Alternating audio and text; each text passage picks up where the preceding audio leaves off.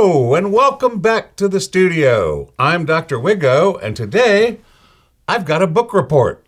It's like I'm in junior high again. The book is Apple, The First 50 Years by David Pogue. This is Steve Jobs, not David Pogue. The short version is, this is a really good book. It's almost 600 pages, like almost 550 pages of the main stuff. It's worth a read. If you're at all interested in Apple, which you probably are if you clicked on this video, well then this book tells you most of the good stories of the first 50 years of Apple's existence. It's a company biography, essentially. For the longer report, first I'm going to talk about the author, who I know, and I'll explain that. Then the process he went through to create this book, the format of the book, and then I'll have a couple of stories, because I always have a story, about my interactions with some of the people that he interviews for this book. And then finally, final thoughts.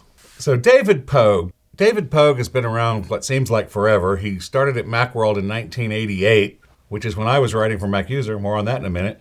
And he stayed there until 2000. His first book was Mac for Dummies in 2000.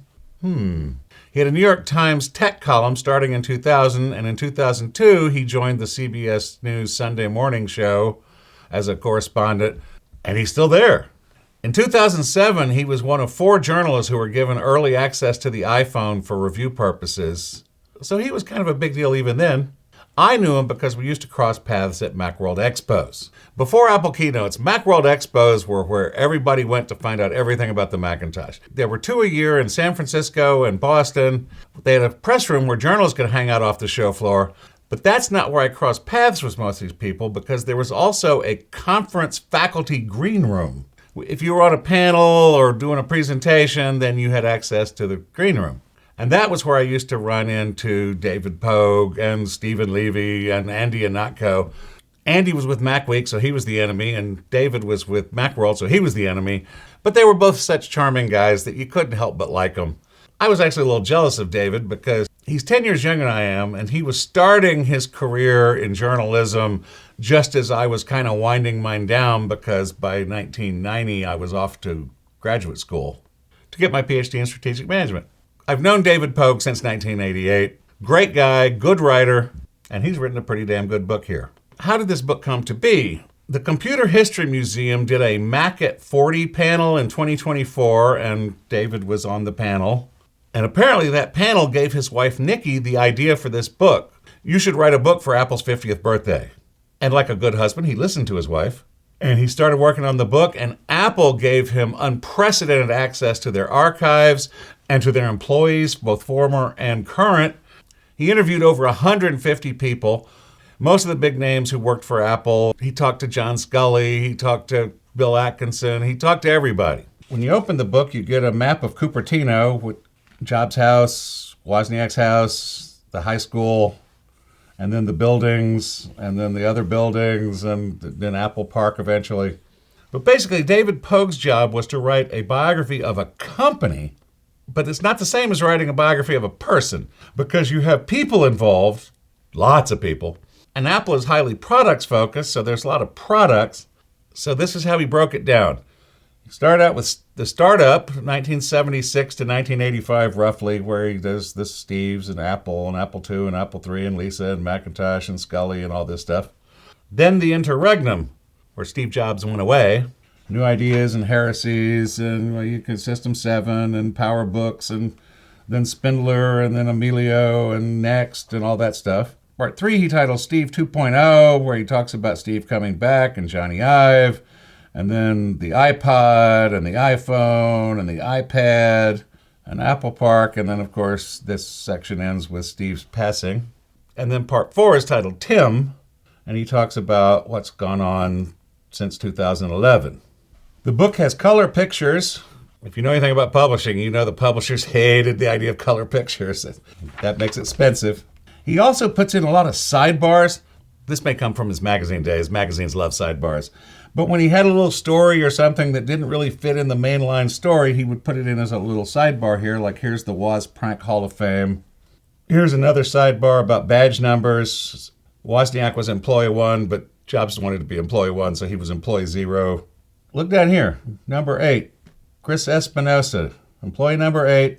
Chris Espinosa is still at Apple after 50 years. He's the only employee who made it through all 50 years. And he's a great guy, and we'll talk more about him in a minute, too. The other brilliant thing that Pogue does in this book is because there are so many people, I mean, thousands of people mentioned. For the major players, he puts in these little bio sidebars. So here's Bill Atkinson, born 1951, died 2025. That was very sad. Went to UC San Diego, was at Apple from April 78 to June 1990. After Apple, General Magic, Numenta, PhotoCard. And then a little thing, Atkinson first developed his passion for photography when he was 10, admiring the pictures in Arizona Highways magazine. These little bio inserts are very helpful when there are so many names to keep track of. And it's full of pictures. There's Larry Tesler's little thing.